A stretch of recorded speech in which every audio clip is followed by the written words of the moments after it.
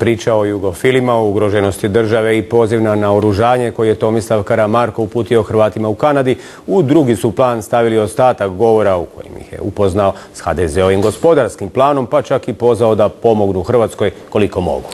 S komunikacijskom stručnjakinjom analizirali smo poruke koje hrvatski političari šalju kada nastupaju pred dijasporom i doznali što pomoću njih postižu. Ne tražimo ni priloge, ni novac, ni kupnju oružja, ništa. Tražimo samo da se naoružate i pomognete nama i sebi i mi vama i sebi. Riječi Tomislava Karamarka upućene Hrvatima u Kanadi glasno su odjeknule u domovini. Djeluje pomalo ekstremno, iako on završava tu rečenicu u stvari pozivom da se ti ljudi naoružaju domoljubljem, novim domoljubljem. Dakle, to opet je u granicama stavova i političkih razmišljanja gospodina Karamarka. Mi se borimo za Hrvatsku, ovo vrijeme neodoljivo posvećena 90. godine.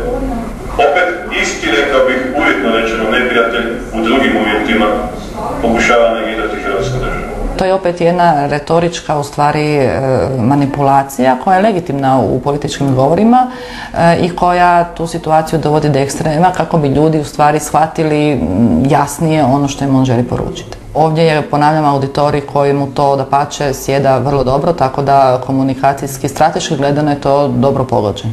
Takva retorička manipulacija ni najmanje se nije svidjela SDP-u. Nije da osuđujemo, više smo zbog toga žalosni jer se cijelo vrijeme nadamo da ćemo napokon doći u trenutak da počnemo govoriti o tome što Hrvatskoj treba, što je potrebno za budućnost Hrvatske i da napokon prestanemo kopati po toj 41. ili 91. No od priča o komunizmu na svojim putovanjima u dijasporu ne može pobjeći ni Zoran Milanović. Neki me ljudi ovdje doživljavaju kao Titovu marionetu, što ne može biti smiješnije. Nikada nisam služio bivšoj komunističkoj policiji, što mnogi od mojih političkih protivnika jesu.